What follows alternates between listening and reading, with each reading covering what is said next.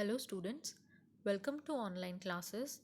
I am Poonam Charan, Assistant Professor in English, Government Dungar College, Bikaner.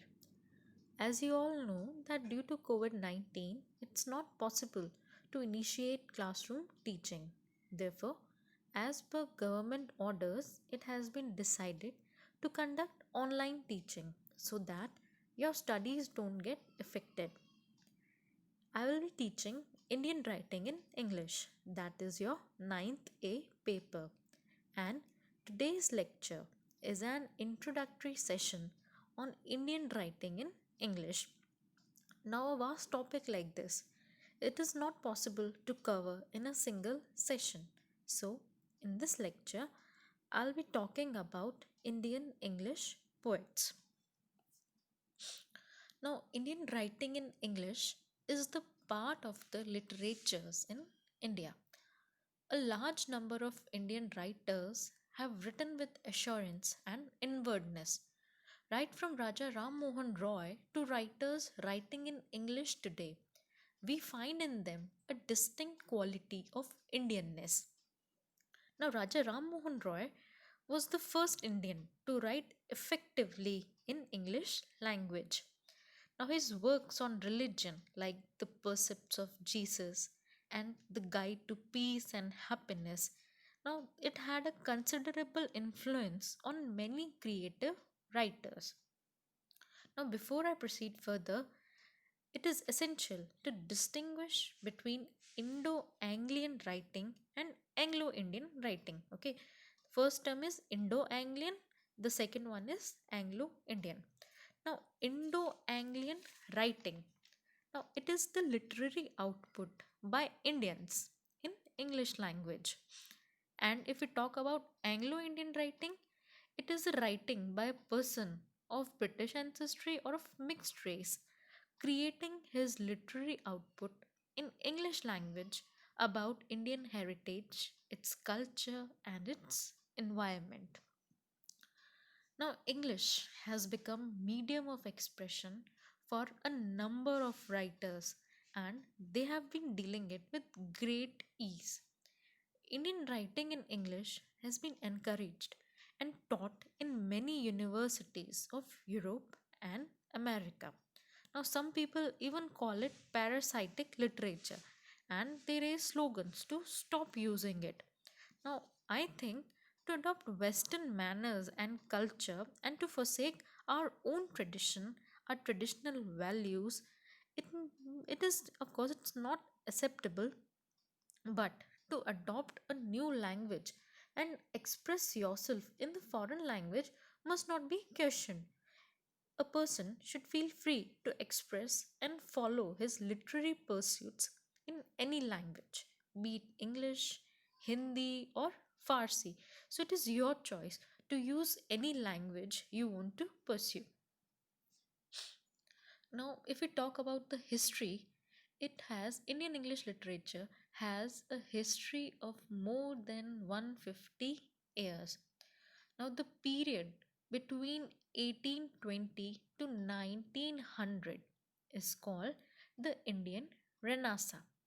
Now, it was under the influence of English education that the Indian writers turned towards writing and translating their regional works in English.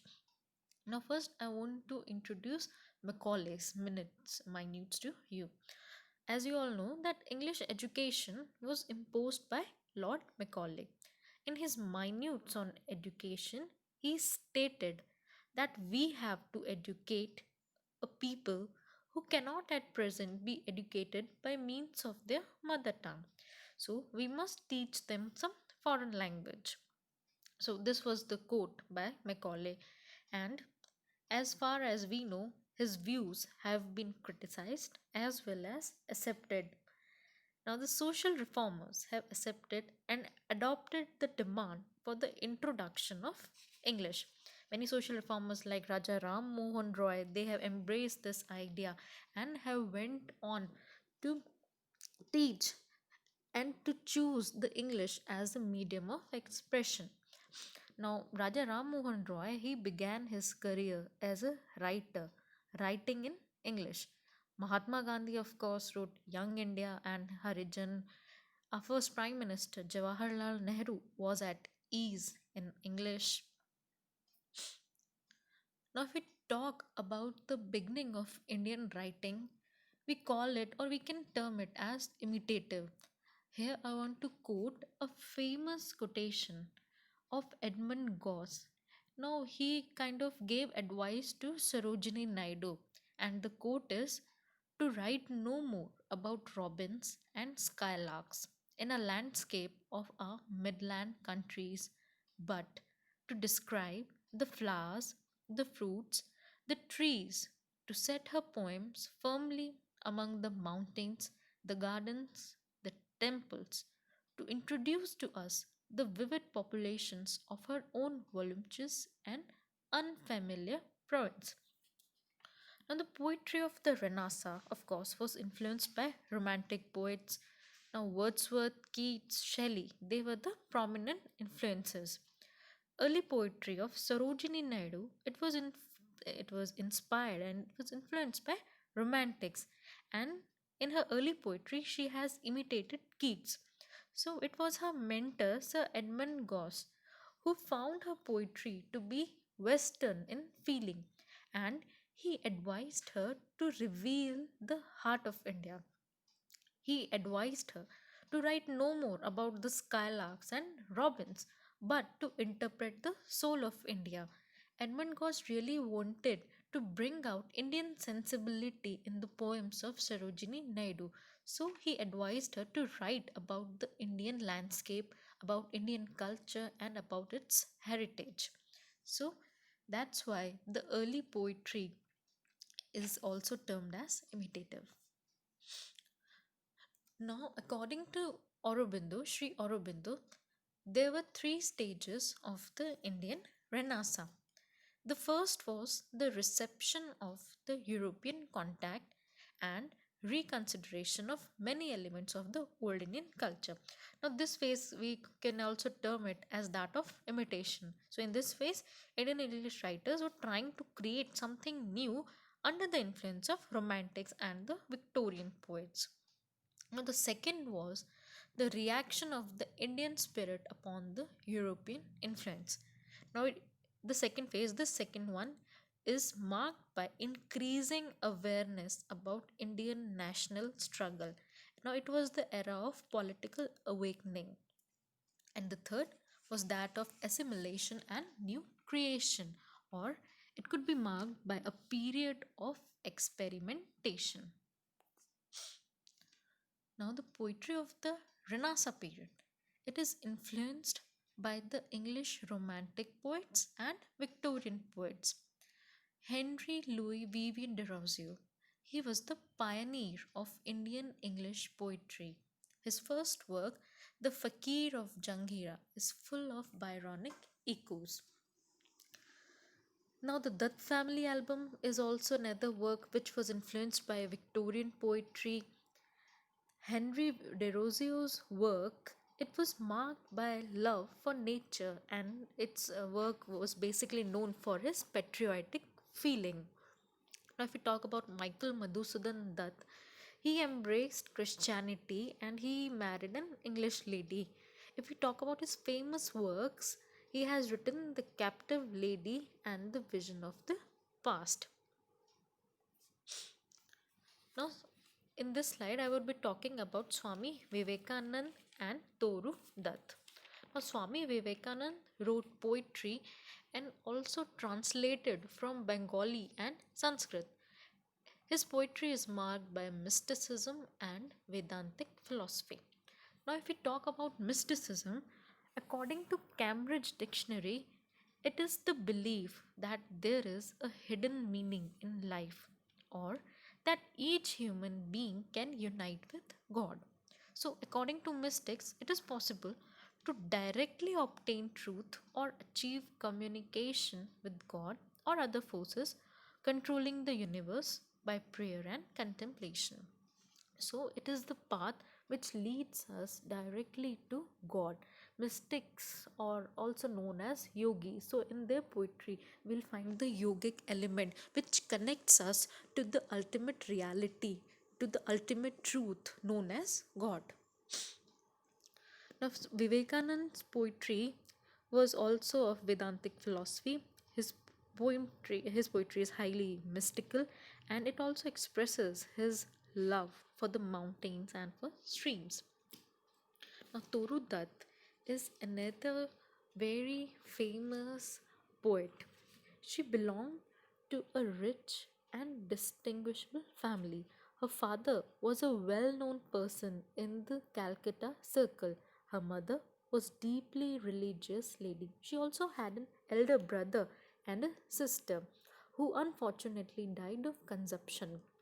The similar fate was awaiting for even Toru Dutt. In our course, a casuarina tree, Torudat's poem, a casuarina tree has been prescribed. And in this poem, she talks about her brother and sister. She remembers them, she remembers her siblings, and reminds their happy childhood days. It's a really beautiful poem written by Torudat. If we talk about her other works, she has also translated some 165 French lyrics, and the collection was termed as a sheaf gleaned in French fields. But her most famous work, Toru Dutt's famous work, it sang of the glorious vision of Indian historical legends in ancient legends and ballads of Hindustan. So it was her most prominent work in which she has borrowed themes from Indian mythological figures. She has depicted famous mythological and Puranic characters like Savitri. She sings of Dhruv. She has also written about Lakshman, Prahlad. So these all are famous poems by which has been written in the collection called Ancient Legends and Ballads of Hindustan. Now, the era between 1901 to 1947, it was the era of political awakening. This period gave us patriots, thinkers, and social reformers like Lokmanya Tilak, Gopal Krishna Gokhale, Gandhi Ji, and others. They all contributed to Indian writing in English through their speeches, through their articles, etc. Now, if we talk about Rabindranath Tagore, he was the first Indian writer to find a permanent place on the literary map of the world. Basically, he wrote in Bengali, but he has also translated his poems into English, and his translation, it is called transcreations of high order. His translated works are also called transcreations of high order. He has visited England, and he was also influenced by some great English poets like Dante, Petrarch. Now, if we talk, he also translated his lyrics into English, which were collected in a book called Gitanjali. We all know the famous work Gitanjali, for which he also received Nobel Prize in Literature in 1913. Apart from being a poet, he was also an educationist, a teacher, a thinker, and a social reformer. He was quite friendly with Gandhiji, Nehru, and many other thinkers and poets of the world. He was a world citizen. He called himself a world citizen. And in his poetry, we find an extension of bhakti, cult, and mysticism. He has quoted, he once remarked, and he has said that I am a poet and nothing else. So, Tagore's, if we talk about other remarkable works of Tagore, they were The Crescent Moon, The Gardener, Lover's Gift, etc. His famous plays in English are Chitra, The Post Office, Sacrifice, and other plays. His autobiography is called Reminiscences. Now, if we talk about Sarojini Naidu, also known as Nightingale of India, so Sarojini Naidu, she was a born dreamer. She belonged to a reputable family. Her father was a famous scientist. She came from a cultured family. She had studied at King's College, London, and then at Cambridge. She also took active part in freedom struggle. She has also joined Dandi March. After India became independent, she was appointed as the first governor of Uttar Pradesh. She sings in her poetry, we find that there is an Indian atmosphere. She sings of the corn grinders, palanquin bearers, wandering singers, about music, about solitude. Of course, her early poetry, as I have mentioned earlier, her early poetry was quite imitative, and Sir Edmund Goss suggested her to interpret Indian soul. So afterwards, she based her poetry on Indian environment and Indian scenes. Now, her poetry is also the expression of exalted romanticism. If we talk about her famous works, they were The Golden Threshold and The Temple. She has also penned A Broken Wing. Nazim Ezekiel poetry. Now, it is a personal quest for identity, commitment, and harmony in life. Now, Nazim Ezekiel was a Jew. He has studied in England, where philosophy, poverty, and poetry were his companions. Now, his first book of poems was A Time to Change. Ezekiel was influenced by poets like Baudelaire, W.B. Yeats, and T.S. Eliot. His poetry can be termed as a personal quest for identity, and William Welsh calls his poetry the honest saga of self discovery. His remarkable works are 60 poems, The Third, The Unfinished Man, The Exact Name, Hymns in Darkness, and Later Day Psalms. Now, first of all, he identifies himself with Bombay, where he spent most of his life. He has stated that India is simply my environment, and he knows that Bombay is a barbaric city with hunger and starvation in slums, but still he loves the city and he lived for it and he died for it. Now, there is another poem of Nazim Ezekiel, Night of the Scorpion. Okay, it's one of the famous poems. It is one of the finest example of freshness. It is a poem in which he has given tribute to his late departed mother. If we talk about A.K. Ramanujan, his poetry expresses an Indian sensibility sharpened by Western education. Ramanujan was a very versatile author. He has written in English as well as in Kannada. His poetic output consists of two volumes of poetry, The Striders and Relations.